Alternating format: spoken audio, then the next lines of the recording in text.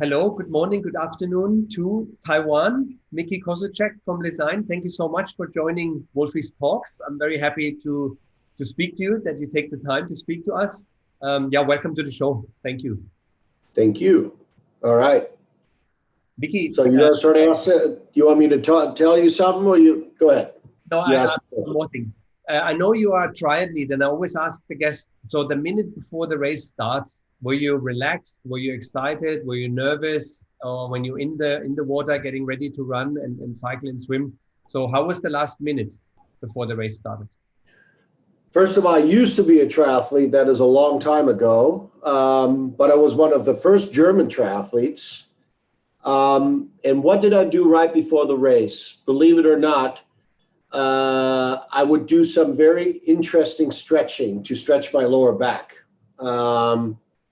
That's what I did pretty much the minute before. And then I just jumped in the water and there was go, go, go. That's how it used to be, right? Because in the old days, in the triathlons, 2,500 people or 500 people would hit the water. So interesting times. Tell us a bit more about the triathlon career, because I think you had quite some achievements in triathlon. You were quite a good triathlete. And how was this? How did you get into triathlon? I used to be a road cyclist and a track cyclist. And I was on my way to go to the German championships for a track race. And my team didn't wait for me. That was pre-cell phone. I was late. I got so pissed off that on the weekend, when the German championships on track were, I did a triathlon instead without any running or swimming training. And I really like the individuality of triathlon, which is very much me. I'm a very individual person. And that's how I basically ended up doing triathlons, but I would still do some racing. Some road racing and track racing, but it really came out of the blue. I saw a reportage, a report about Ironman on television, and it really fascinated me. And then I ended up being a triathlete. I did the Nice triathlon, I did Ironman, I did a lot of big races. I was also part of the German Sport Company, which is back in the day, you would get drafted in Germany, and instead of doing a lot of marching, I was allowed to basically train and race. Very good time. Traveled the world, raced everywhere, fun time. And that really, the cycling background and the triathlon background really initiated my career in the bike industry. Essentially, I went to business school for about 2 weeks, didn't like it, and then I started importing triathlon goods out of the United States to Germany with Olaf, that you know very well, right? Yeah, very good. We started that business together. So, and then in time, I started, drafting CAD, and I started designing product myself for our bicycles back then, and that evolved into Truvative, which I sold to SRAM. And then I got really bored. And then when I turned 40, I started Lezyne. Yeah. And Lezyne was really formed. I basically couldn't do anything else but accessories. I was under a non-compete with SRAM. And although my non-compete was almost over, I was so restless that I had decided, I opened up the contract, read very carefully through the language, and accessories was the only thing that I was allowed to do. And so I ended up making accessories. And basically what I did is I treated accessories like components instead of a cheap mold injector product that was available in the past. But it really I started cycling when I was 11. And the inspiration for that was the time where there was a very famous German cyclist. His name was Dietrich Thurau. Yeah. And he was leading in the Tour de France. And all of Germany was in cycling fever, and we were all watching the Tour de France. And we had this loop around where I lived. It was exactly 1 kilometer, exactly 1 kilometer. We would do races. The whole neighborhood kids would get together and race. And I had an old Peugeot 10-speed. I still remember the color. And of course, I won all these little races. And out of that, my mom signed me up for a cycling club. And then I started, road racing, track racing, and then eventually became a triathlete. And I think the biggest thing for me was that at a very, very young age, my mom bought me all these books about how to put bikes together, right? So I really never had a mechanic taking care of my bikes. I serviced my own bicycles. And so what I did is I would pull everything apart and put it back together, following the book. I had a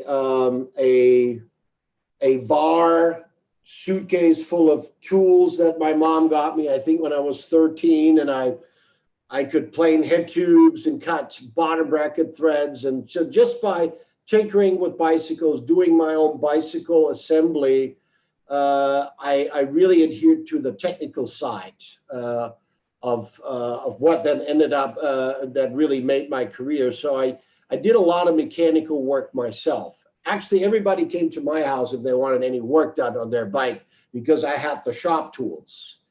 I grew up pretty wealthy, so I would always get things that other people wouldn't get, but I got a legit shop tool case.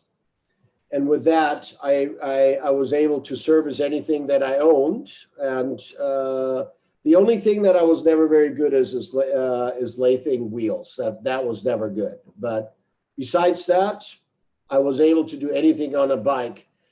And as when I started my first company, it was called Modern Sports, and we imported those triathlon goods from the United States.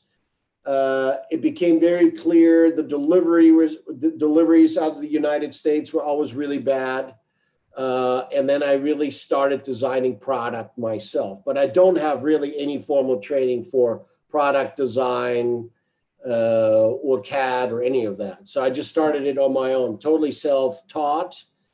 And then when I turned 30 and I had, build cranks, brakes for the bicycles, I turned that into the crank company, as hopefully everybody remembers, Truvative, which I sold to SRAM. And that's where I really got heavily into 3D modeling.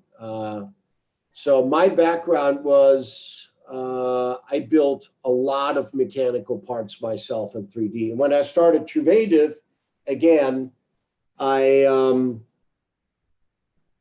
basically went to the bike store, bought $2,000 worth of stuff, and looked at it, and I go, wow, this is really, I can do this a lot better. And that's when I designed our original pump, the alloy drive and pressure drive, and the first tools and the tire levers and the patch kits. And they were definitely inspired by, I just wanted it to work. I mean, I think all of us have had this phenomena where you get out a tire lever and you break the first one, you break the second one, and you break the third one, or a tire patch will pop off. We have this humongous pump, but really it only pumps so much air. And so it was really inspired by reality to just do it better, right?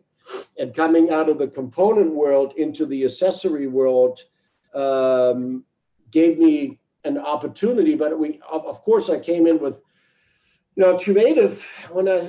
Truvative was 400 people when I sold the company to SRAM. So we were heavily in manufacturing and heavily in materials and of any kind. And for instance, the material I used in the tire levers, and I don't know if you know that, but our tire levers actually don't break, is the same material that I used on our bash guards on our cranks. So a lot of things just ported over from Truvative times to Lezyne.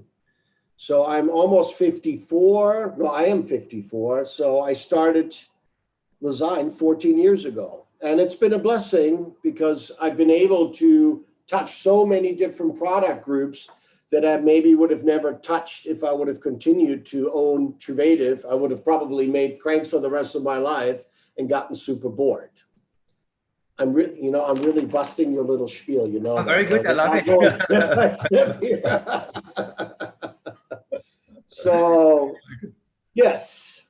Before the race, I would basically flip my legs over my head and stretch my lower back, because I've always had back problems all my life. If not, triathlon was always a rush. It was a rush. There was so many people hitting the water in the old days, and there was a lot of different people. There were fast people and super slow people, and it was very hectic. Probably had a pulse of 180 before I even hit the water. But what I loved about it was the individuality, that it was you and nobody else. And that formed, I think that gave me, the sport really gave me, the durability to withstand OEM business, lawsuits with Shimano, all the things I've done in the last, 34 years of cycling career in the bike business. But totally self-made, totally self-taught. And what did your parents do? Biggest achievement in triathlon? Yes. What did I feel to be the biggest achievement in triathlon? At the Nice Triathlon, I got off the bike in the top 10. And I was only 17 years old or 18. I was super young. And right at the turnaround point, I hit Scott Tinley on the ass. Ran by, hit him on the ass right at the Nice Triathlon at the airport. And I think then about a kilometer later, I bombed and I started walking. But I would say that was my highest achievement. I did Kauai Loves You, and I remember seeing Scott Tinley again. This time, though, I wasn't walking, so I turned out 4th overall. Again, I was very, very young, 18 years old, just out of high school. Triathlon really, and really it allowed me to practice my English, become more worldly. You being German, you understand how limiting the German culture can be, right? How anything you want to do, you have to go to school for. So I really went an ultra entrepreneurial route in my career. And I was lucky enough that my parents supported it. My dad was a professor of medicine, and they could have said, well, you got to do this, you got to do this. And they really didn't. They accepted that their second son is not going to go to college, right? And so, the sport really formed my career by the end of the day. And actually the support of what all the things that my mom gave me throughout the years that I put to good use, like this big toolbox. Very nice. Yeah. You mentioned Restless, Micki. You mentioned Restless, and I'm interested. Obviously, you sold Truvative, and I think you had, let's say, enough money to retire. What did it make you go further, making another company, Lezyne? Why did you? What is the restlessness? Where is this coming from? Is this from the childhood or from your parents? The sense of achievement? What keeps you going and motivated to push? And I know how hard you push every day. I've been in the factories. I've seen you dealing with the people. I've seen 14 years of development of Lezyne. And I feel really you're one of the guys who're really pushing hard every time I see you. You're still full of energy. I think my father's belt helped me a lot. My father never beat me. I think it really came from the sport. It really, if you want to be a decent triathlete or a decent cyclist, it toughens you up. And I always had the second voice in my head that told me you didn't do enough. You didn't push hard enough. Also had a pretty interesting upbringing because I was born in Poland, raised in Germany. Yes.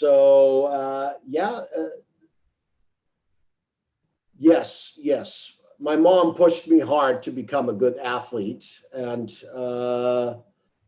I think that just stuck in my life. But I think a lot of... Pardon? Was your mom an athlete? Did she do sport? No. But she, I don't know. They came to all the races worldwide, even as when I did mostly triathlons. Yeah, it was definitely. If I won the race, I got new wheels. If I didn't win the race, I didn't get new wheels. So it was definitely Zuckerbrot and Peitsche, sugar bread and whip, so to speak. But I think I just have that in me. I have that entrepreneurial drive. In school, I never fit 100% in. I never fit really into the German society 100% because it was too stringent for me, although I am German. And I don't know, it's my character. It's in me. I started drinking at work, so I've slowed down a little bit. That helped. I'm kidding. I'm drinking water right here. You know, that's just my character, to be honest. And it's also my curse at times, you know, because sometimes I have pushed too hard, right? And pushed people around me too hard. But we have certainly as a company achieved things that not a lot of companies have achieved. You know, we do electronics, we do very mechanical product. Right now, man, the amount of product we produce in this factory is mind-boggling. Yes. Yeah. We have a quick video and I want to show people, I think you explained now a little bit about it, but I want to show people what does Lezyne stand for and the products and the manufacturing. And I asked Will maybe to play the video for us. And so we get a bit of an idea of what you're doing in your daily life. So thank you very much, Will.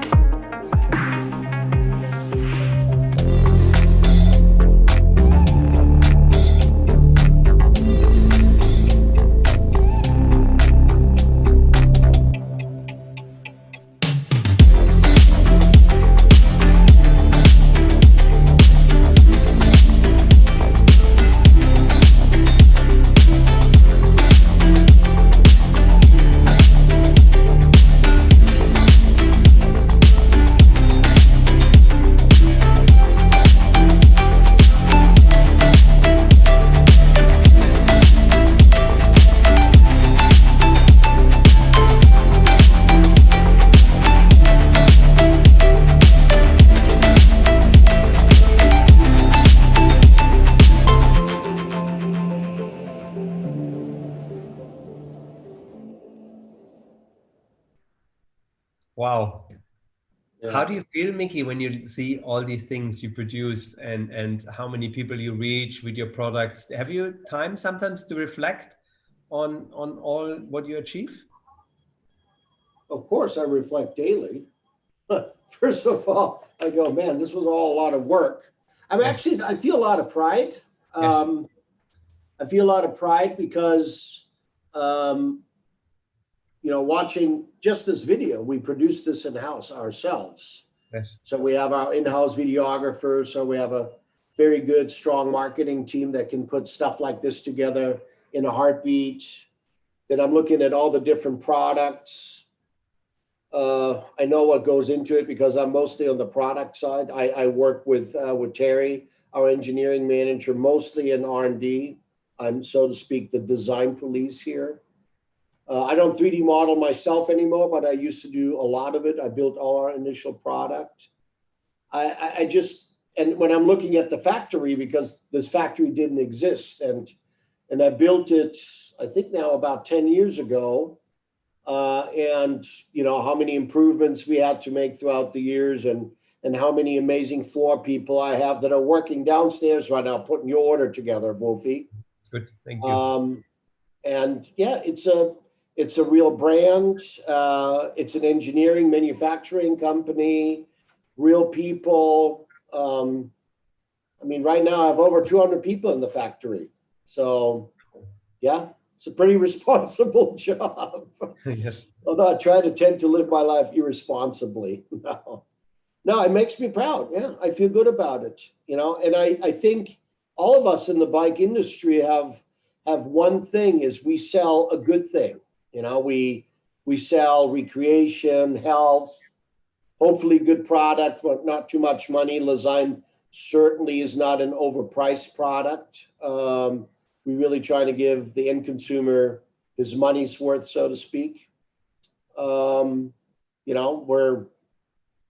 This is absolutely politically correct. There's no child labor here. People get paid overtime. So my conscience is very clean, other than that at times, of course, have to push people very hard around me to achieve the next level, right? Or the next good product or the next improvement. So, but I do have a very, very good team of people. And most of them, came to me at a very young age. I have people that worked here 12, 13 years. Yeah. And they're still around. And yeah, I'm very proud that I can pretty much build almost anything I want to build. Yeah, fantastic. If I would want to build a derailleur, I could build a derailleur. Mm-hmm. You understand? I have the capability to do whatever we want to do. We are an accessory company, not necessarily a component company. And I'm especially proud that we've been able to integrate as much electronics as we have.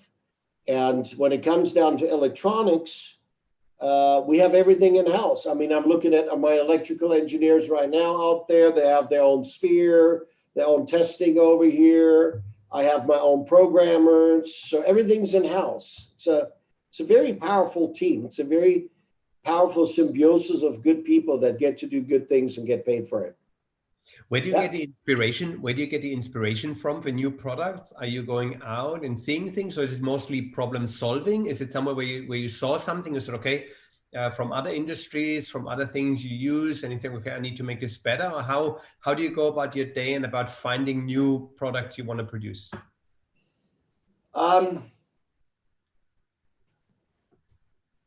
I tend to not to look at too much product out there. I try to keep my mind fresh.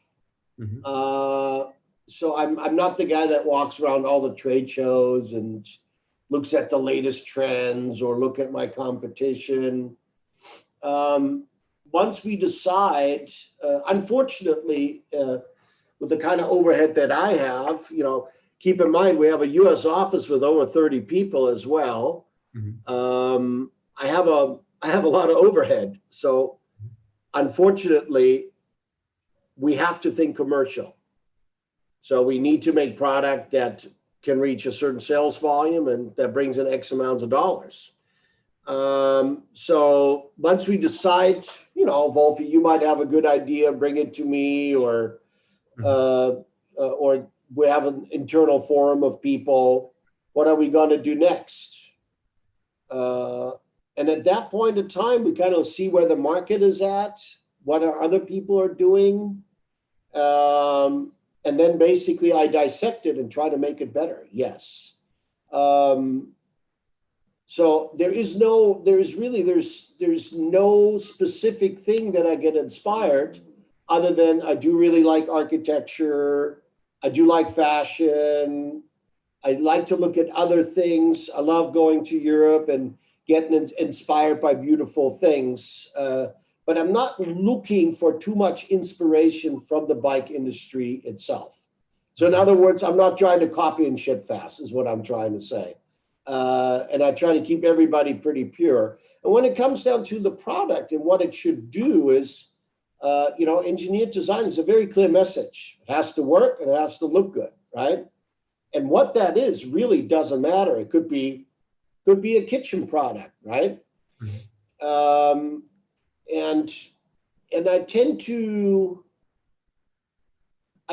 try to make things functional, clean looking, self-explanatory, which is difficult with electronics. Unfortunately, people want too much, and that makes it complicated.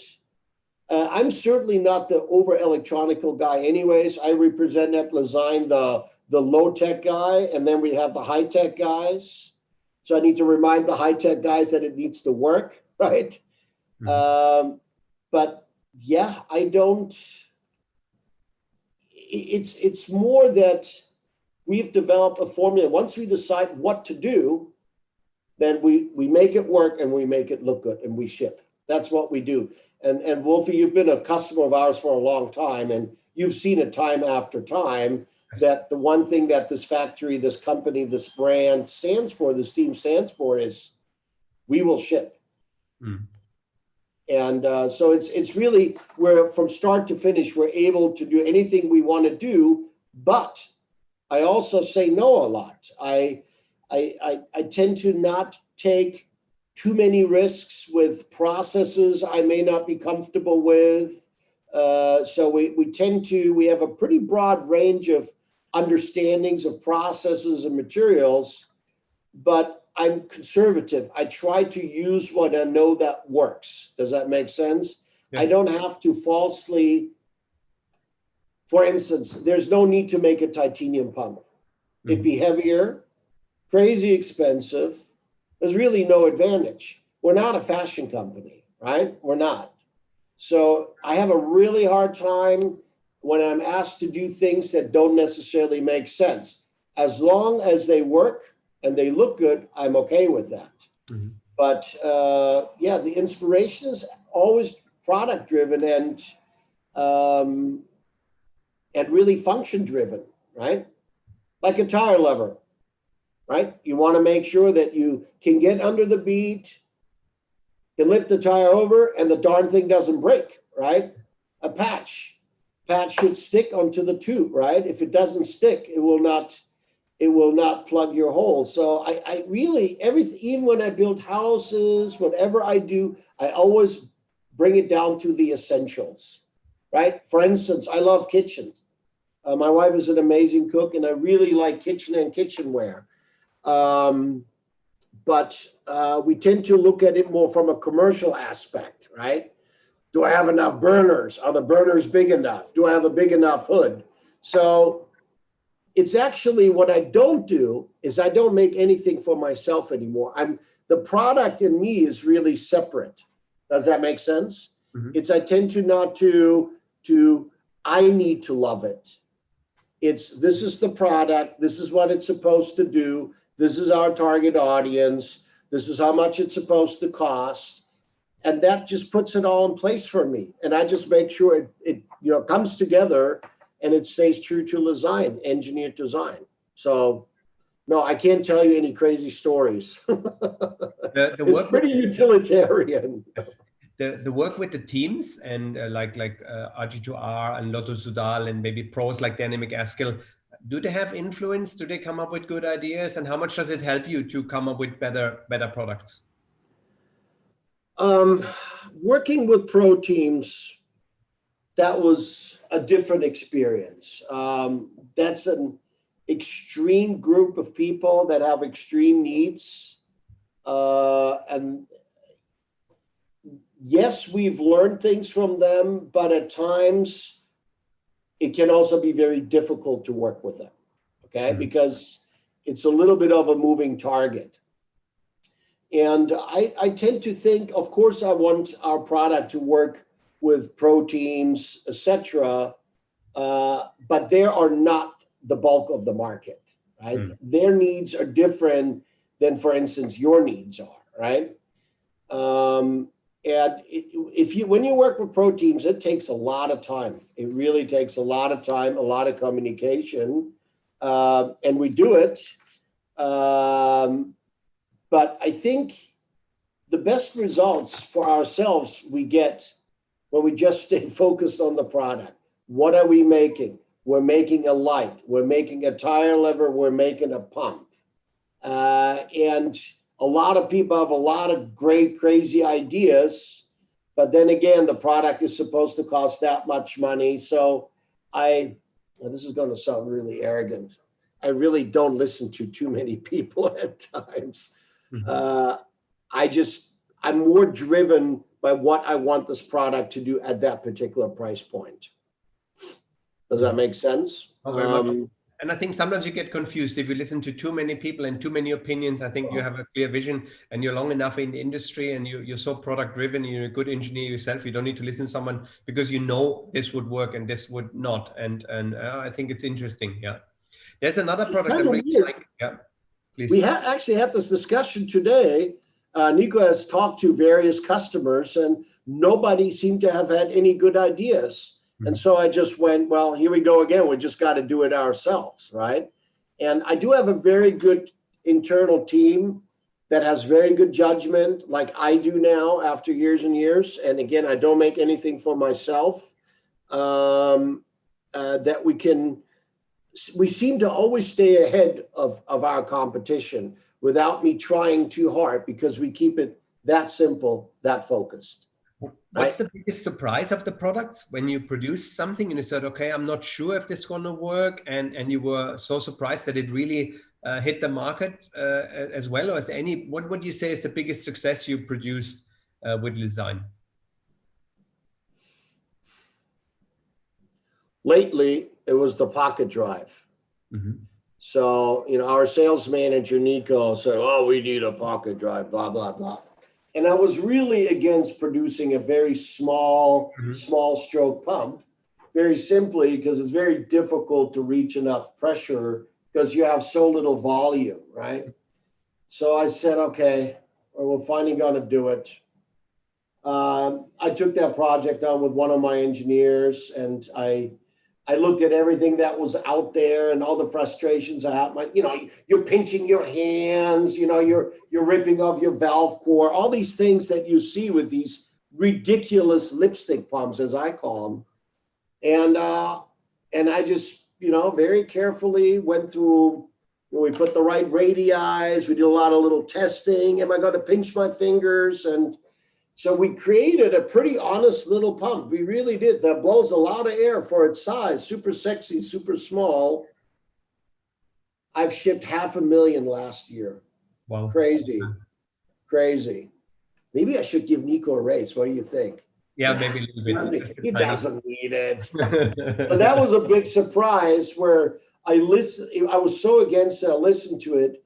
Obviously, initially, when I built our original product, the very first core products, the pump, the tool, the patch kits, the way, because we basically, I think in the first year, we were a $2 million business and made a profit in the first year. Never happened. So I did the right thing at the right time with the right execution. Every once in a while, my arrogance prevents me from listening to people. But this time, in the case of the pocket drive, I listened to to Nico, and it is unbelievable how many we produce of those. Unbelievable. I have 2 machines in the factory. That's all they machine. 24 hours a day, 7 days a week. Wow. You see, Yeah. I have to say as well, and obviously going back maybe 10 years now when we started to work with Lezyne or even more, the pumps you made, they were just different to everything else on the market. And it was really something when you are a cyclist and you had these big pumps and plastic and it didn't work. And then suddenly this pump with the hose and that quality, and you could feel it, even you touch it, just the haptic of feeling it was just amazing. We said, okay, this is the product we want. And you had so many good reviews and it was out there. And then we were so happy that we obviously got in contact with you and then got the dealership and the distribution. And since then, it's a great journey to see all the products. So one of the products I want to show as well, which fascinates me a lot, and we have a little video about GPS, which I thought is just a fantastic thing. And we just show people just quickly with one clip for the GPS what we're talking about. Thank you, Will.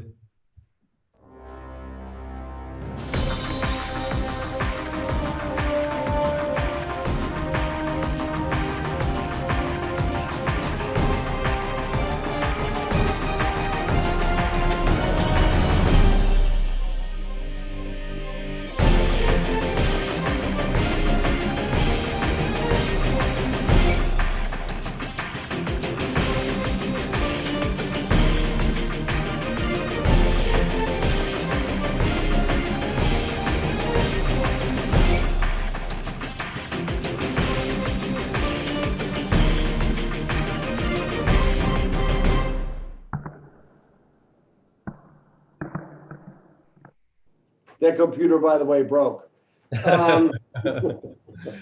It's like the window on the Tesla car when they threw the. Wow, yeah, man, GPS. The reason why we decided to do GPS, we were very successful with LED, became a big part of our business, and then we were looking for the next thing. And some of the things that we do at times are driven by what can we do that others can do easily, right? So to make a decision to make a GPS computer, that's not a light decision, and not everybody can pull that off. And I'm proud of the product because we've done a lot of development. We've written a lot of software, but right from the beginning, we designed our own infrastructure. You know, with GPS route, we have our own data website. The software was completely written from scratch. We did our own navigation. We have our own servers serving that navigation. It was a very complicated, complex project. I'll never get my money's worth out of that, but that's a different story. It took a lot more than I thought it would take. I want to say 10 times full more. But I find the GPS computer has really formed Lezyne mechanical and electronics and put it to a different level. I mean, you need to understand, we designed the IC board. We do all the Gerber files, all the layouts in-house. We did all the programming in-house. We built, obviously, all the mechanical parts. We designed that interface, that click interface. There was just so many bits and pieces that needed to be carefully coordinated. And although it started out with issues, now it's a very stable product. And now we're asking ourselves, what are we going to do next, right? And this company now is in a completely different position. You know, if I can make a human interface now, I can do a lot of things that some big companies can't do because we've done it, you know, just to get this thing to be waterproof, that you can throw it on the ground like you saw it, right? Dealing with battery time and the essentials. I think the coolest part about GPS technology is, and I'm not a big cell phone fan and I'm not a big technology fan, and I wish I could just switch off all these lights in my Audi. Talks too much when you try to park. But the one thing I really love is GPS technology, because you can get off a plane anywhere in the world, you download the map, and you find your way around by yourself. And that is amazing. That is absolutely useful, amazing. As I also always like the life tracking. I like to see where I am. This is where I am. This is where I want to go. It's amazing technology. Yes. You know, I'm actually anti-social media. So a lot of the stuff that people use, I just don't use. But I use a lot of GPS technology, a lot. And yeah, you guys have no idea how much energy that project, because we didn't buy it off the shelf. Yes, you know, man, I have a lot of admiration for this, because for me, I can't even get my head around of how can a little device like you have, and this is kind of for $100, you get something which connects simultaneously to 3, 4, 5 different satellites and can really track that you're moving 2 or 3 meters forth and back, and can take all this, and all of this is kind of for free. There's free technology that we're connecting to satellites, and how to make this work and make it work in a format like you presented. I have a big admiration, and I'm always really amazed about it. And I carry them around when I go for holidays and I travel to cities. I have them in my pocket because it's so nice to see where you've been in the city. I kind of collect data, and as you said, it's just unbelievable, and I can see it. And as you said as well, making everything from scratch. We as a company, we have a lot of admiration for what you have done with the Lezyne GPS computers. We really love them. It's really a good product. By the way, if I would be Terry right now, I would have to correct you. You really are not connecting to the satellite. Okay, please. There's no data goes both ways. It's basically you're through triangulation, you locate yourself on planet Earth. Yes. Right? So you're just looking at the signal. But and in order not to have it jump around too crazy, like they call that the drift, right? The GPS drift. We have to write software that corrects that. So to make that technology work as good as it does, it takes a lot. You don't just buy a GPS chip. Even if you buy the same one that Apple uses, you got to make that thing work. You got to make it work for your application. There's a lot of algorithms, a lot of correction software that needs to get written. It is truly our biggest achievement. Very good. I'm glad. No, I feel this is the same. Very good. And I'm interested. It's our biggest achievement. Yes. Very good. And, you know, we started looking at power meters, et cetera. We can do all these things, right? So, yeah, if there's money and volume and a market, we can make it. And that's what I'm proud of. Very good. Another product, obviously, Lezyne stands for hand pumps. And we have another short clip again to show a bit of the range for hand pumps, because obviously that was the core, or one of the core products of the business. And this is still something where everybody knows Lezyne for. So we want to just show a quick clip, and you tell us a bit more about the pumps, please, Micki.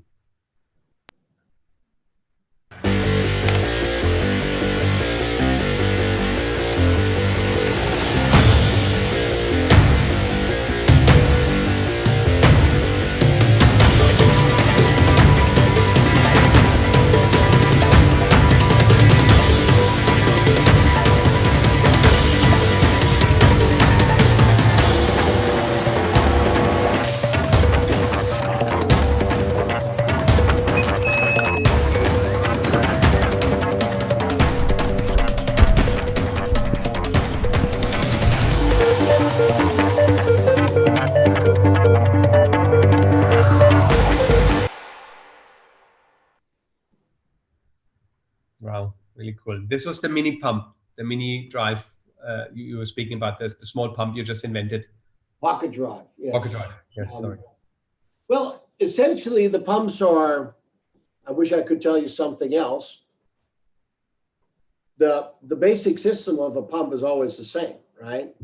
But when I originally designed the hose and the pump body, I tried to make a very compact pump that would blow a lot of air. So I kept, by using aluminum, I was able to keep the threads very short.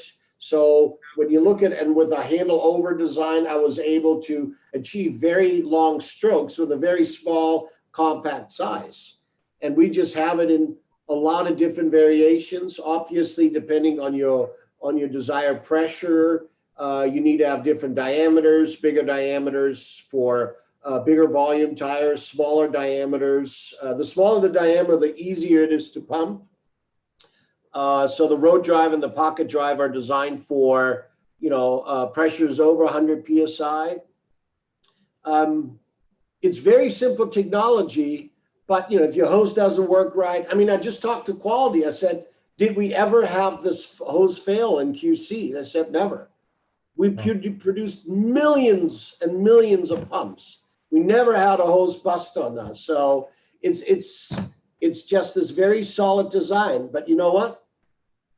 When you're out in the middle of nowhere, and I guarantee you, when you get a flat, you do not have, your cell phone will not work. In the old days, we didn't have cell phones. That little thing is supposed to get you home. And if it doesn't work, the walk can be very long. Yes. So it's an essential tool for the well-being of a cyclist. People get flats, people need to change inner tubes, or now we're in the tubeless world. So there's different products we had to make, but you still have to get air into your tire, right? And we just want to do this quickly and efficiently. And that's why we always opted out. Oh, can you make a pump that is high pressure, high volume, high this, high that? Yeah, they call that an SUV, right? A gas guzzler. Doesn't really drive super fast, but you can't take it off-road either. So we make very specific pumps, for road. And the bigger the pump is, the more air is going to blow per stroke. It really is a safety item, like your tire lever, like your patch kit, or anything around tire repair it will get you out of trouble when you need to, and it needs to be reliable. So we've never changed the technology, never. It's always stayed the same, very well executed. It's very important that you have the right fit. It needs to be machined correctly. There's a lot of things you can do wrong on a pump, and we have a very, very strong quality control system, fully tracked. So we've been able to achieve very good product for years and years. This is now 14 years that Lezyne has been in business, and yes, we do make the most reliable, best pumps in the marketplace. We definitely do. No, absolutely. No, very good. Very good. And we have sold many of these, and we have a lot of customers being out there. And again, I can only confirm this, that there's no quality issue. People love the pumps, no ripped off valves and everything. So, and it's just a nice product to have it in your hands and just seeing it. It's just a beautiful piece of engineering. So yeah, well done. Well done. A great product. Yes. It has to work and look good. Engineered design. We have one more product, which is fairly new, and we thought it's a really interesting product about the light technology. And Will has prepared the last clip for today. And just, Will, if you want to play this for us, please.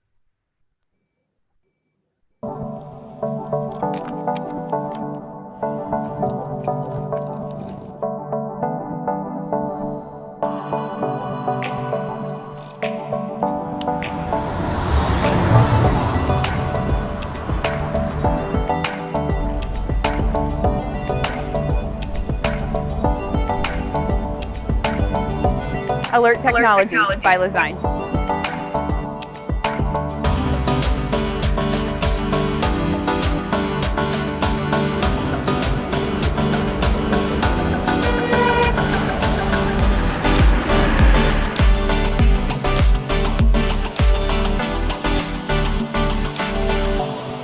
When I'm focused on training, I rely on Alert Technology to have my back. No matter where my music takes me, Alert Technology keeps me safe.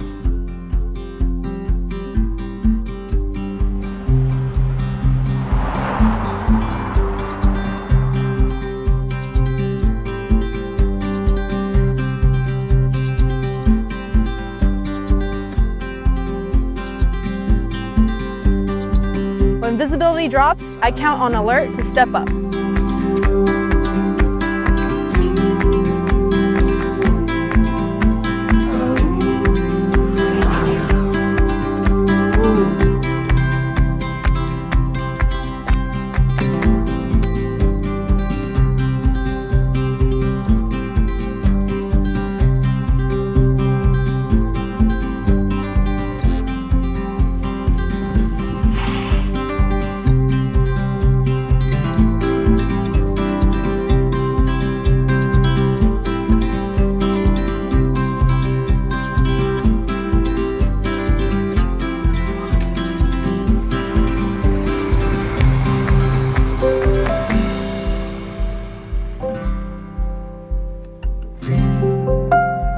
comes to my kids, I trust Alert Technology. I trust Alert Technology. Alert Technology has my back. I trust Alert to keep me safe and seen, no matter the setting, no matter the conditions.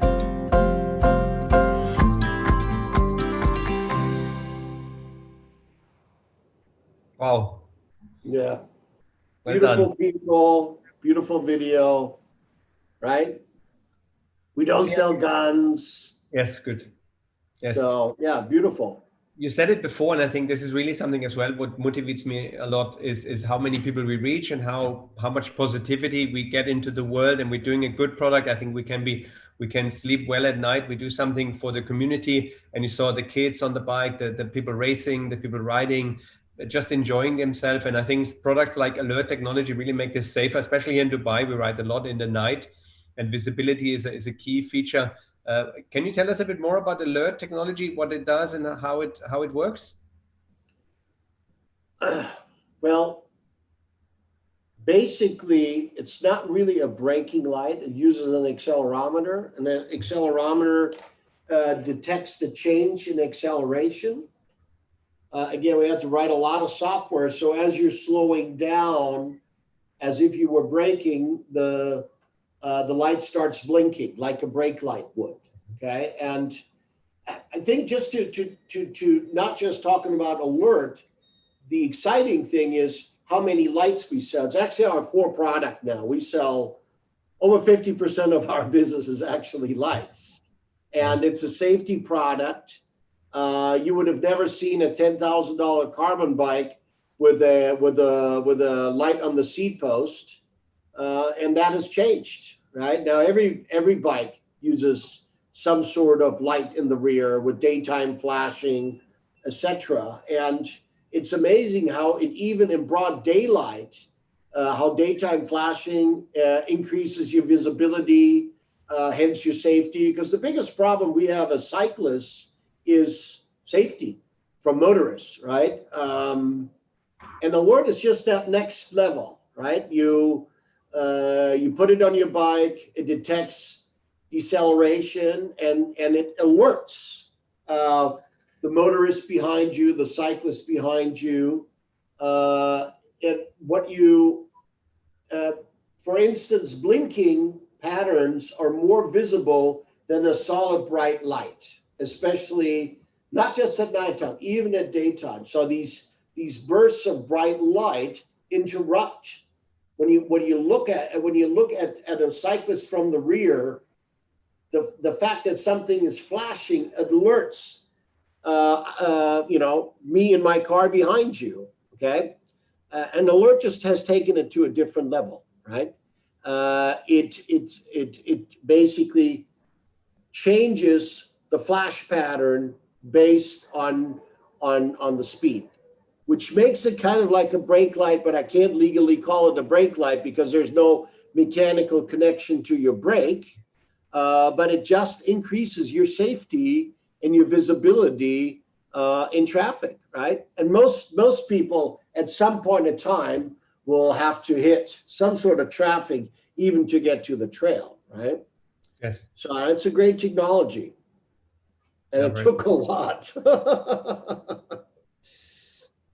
Yeah, the chip out of the box is pretty stupid, doesn't know what to do. So a lot of software, a lot of testing went into that particular product.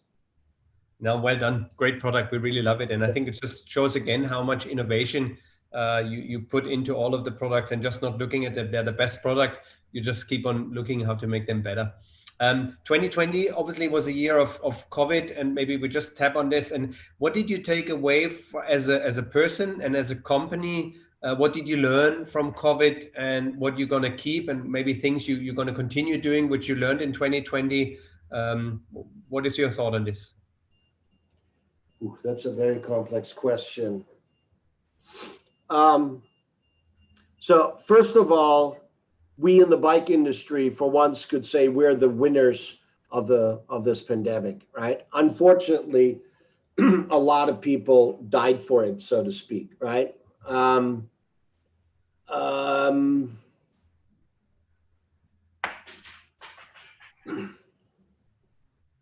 I drove I was in Taiwan a year ago when it started to come out, exactly a year ago. And as we know, Taiwan has done a phenomenal job with keeping the pandemic out of this country. We have now 900 cases in 1 year, nothing. And I also was lucky that I just stayed in Taiwan. I didn't go to the US, didn't go back home to the US because I was worried that I would be one of those guys that would not recover if I would catch it, you know?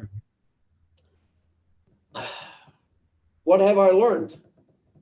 You know, when things get tough, you can't let it. I told everybody, you have to do your very best now.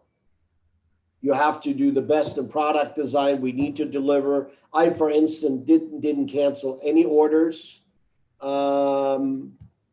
I expected excellence from all my people. We've been now through multiple shutdowns, luckily not in the factory. So our delivery has been very good. But,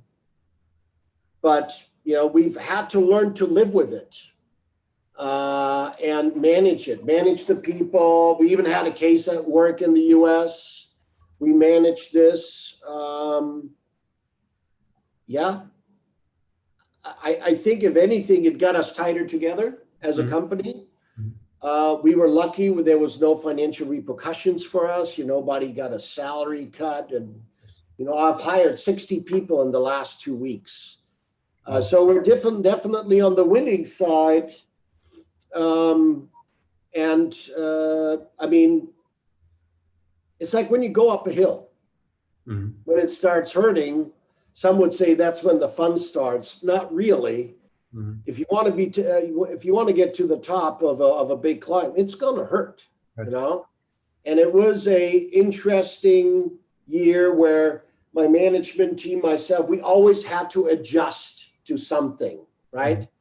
And it changed throughout. A lot of financial planning I needed to do, but we almost doubled our business last year, and we actually performed. And as you know, we are shipping. Yes. Again, this is where this team really, really shines. Of course, we're running out of chip A, and I need to buy chip B. So now I have to redo the IC board and the programming so it can take chip B. Well, we can do it. They just did it again. A week ago, we built a new board. We got the prototypes in. They did all the testing, and now we're going to use chip B because chip A was not available. So I think I've learned to deeply and very dynamically communicate with everybody in my company, whether it was marketing, sales, production, purchasing. And what I've done is I've got everybody closer together. There's no more walls. For instance, I don't have anything to do with the purchasing. They don't need a signature from me. So sales and purchasing drive this completely. So I've changed ownerships and I made a lot of changes. So I want to say, I hate to say it, COVID was good for us in the sense that we had to refocus ourselves to perform. And unfortunately, the people that couldn't adopt well to it didn't do so well. And I feel very bad about it. I don't like the fact that people are dying. I don't like the fact that, governments are going to go deep into debt to get us through this pandemic. I don't want to get too political anti-China right now. It was a very interesting year, but it has taught me one thing is the quicker you can make good decisions because you have a good team, the easier it is to sustain anything you face in business and life. That's really what it came down to, right? Yes. You see, we're in a similar situation, and obviously our team as well pulled together tremendously. And I felt as well in 2021, if anything, I think we came much closer together. We worked really, really efficient, and we had a good year. Besides all the things you mentioned, that obviously people got sick and so on. But for us as well, it was a challenging year. But I think with the challenge, that the teamwork was important, and we moved together quite nicely. And we hired as well. Luckily, we hired people, and yeah, for us it was as well a good year. Yeah. For 2021, Micki, what do you see for 2021? I think we're going to have another very, very good year. I think the supply chain got interrupted enough, but I don't think it's just as much supply chain as I really believe the cycling market per se is growing. As people don't want to use public transportation, they want to ride their bikes. So the bike industry had been at a very mature level, basically zero growth and a lot of people trying to share the same pie. And now I think everybody's doing good or could be doing good as long as they deliver. I think we're going to have another year. And I think we're going to have a wider cycling base now. Yes. Of course, there's new impulses like e-mobility with e-bikes, which gets sometimes a little political. Some people like it. Some people, the purist hates it, but old guys like me love it, right? But I think we're going to have another very good year. The only thing that I do see next year that we're going to end up with like some sort of a over flooding of the market with too much product again. The bike industry always has this tendency to do this, right? Yes. We've also taken the opportunity, I mean, you've already felt it, that we're disciplining our customers, that, you know, we have forecasting now. We were at the point where our business was very difficult to manage because our customers were not very professional. Well, now that has changed, right? You have to be professional. You need to tell us what you need. And I produced more in January than I ever have in my entire career, 14, 15 years of Lezyne. And January is always a dead month, right? I typically call you, Wolfi, and ask you for money, right, to make ends meet, right? And I look at, I already have the sales in from last year. I already have them on the books, mind-boggling. But with that is a lot of challenges. Yeah, you need to manufacture it. You need to manufacture quality. There's always something that goes sideways here every day. Again, my team has learned to adjust to it and live with it and work with it. Yes, I would like it to be over, and I would like to see people not dying anymore. Right? That's the sad thing, you know. And then there's definitely businesses. And again, what we do is very honest. I mean, we sell transportation, we sell recreation, you know, sport, Tour de France, whatever. We do everything. We have a very, very, very broad and honest message. If you look, the other winners of the pandemic, I mean, they're basically the guys that just want us to look at this, right? To have more dependency on the virtualization of life, right? That's also a side that came with that pandemic. So we're selling a very old school idea, but it's very modern now. And we have so much amazing product, and so does our competition. I mean, look at the vast product ranges you can buy in bicycles and clothing and helmets. I mean, it's an amazing amount of innovation that is in all these products. And I think it's a good time to be in the bike industry. But now I think it's time where we need to build some discipline, right? And that is the discipline that I've had the last 15 years. Do you understand? That's really Lezyne. Lezyne has that discipline, right? Yes, sure. And we're not looking for inspirations, and you know, we're not hugging trees and looking for the next texture. We're not trying to sell that to people. We are a engineering, manufacturing company that owns its own factory, has everything in-house, and that's what we do. And that's why we could get through this pandemic much, much easier. Even if I just look at my IT department, unbelievable what they had to do. 30 people working in 30 different places needing access to servers in California.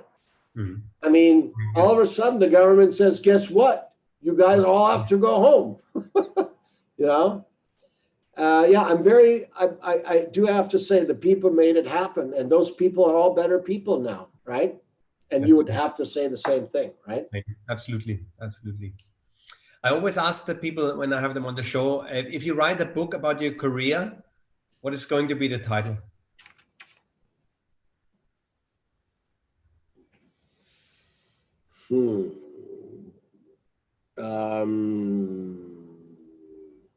I could say living my dream, and all the listeners will be smiling.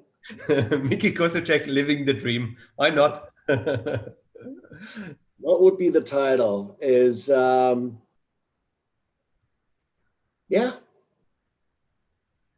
building anything you want from nothing. Good. Building something from nothing. That's really what we do at Lezyne. That's what I've done all my life. I built something from nothing. You know, I built a farm in the south of Taiwan from nothing, from pure dirt. You're going to see it next year. Amazing.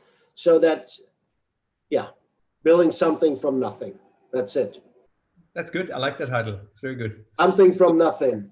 Yes. Money for nothing and the chicks for free, right? Okay, that's the next question. So, karaoke bar. You're going into karaoke bar. What song are you going to pick to sing? That has to be John Bon Jovi, Dead or Alive, right? I sang it last night. I did. What's your favorite meal? My favorite meal? Yes. Steak. Do you shave your legs as a cyclist? We everywhere. Good. Do you have a tattoo on your body somewhere? Any? I will show it next time to you when we get together. No. But I'm pierced everywhere. No. Okay. Just earrings, no tattoo. Love being tan, love being in the sun, love being outside, love steak, love good drinks, love nature. I'm really not a city person. Sunday mornings, you sleep in or you get up early to do something? I get up when the sun comes up and I just float around. I walk around, drink coffee. Since I'm always on a different time zone, so, I can call the Europeans or the Americans. Love to go on walks. Just wait for my wife to wake up, make her coffee. Very good. And then from there, we decide our day. Is there one person you would like to spend a day, you would like to meet? It could be dead or alive. Anyone who inspired you and you would say, listen, this would be great to spend a day with this person to learn more about his life? My father. Okay. He died too early. My dad. Okay, sorry. My dad worked a lot in his life and he was a surgeon, and I was super busy myself building all these companies, and in retrospect, I didn't spend enough time with him. That's it. Mm-hmm. He inspired me because he was just a worker. He was not a prima donna. He was just a worker. He went Saturday. He even went in the hospital Sunday mornings. Mm-hmm.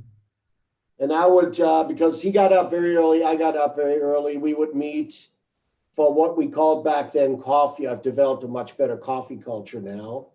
Kind of was syrupy, what we drank back then. And he would talk about his work, I would talk about my work, and we were not listening to each other. And then he was gone, and so one day, that'd be great. I'm sure he's very proud of what you have achieved. And you see, this is what I really enjoy with these talks, that we have an hour and we really have to listen to each other and we have to focus on each other. I really enjoyed this over the last 35 episodes we had.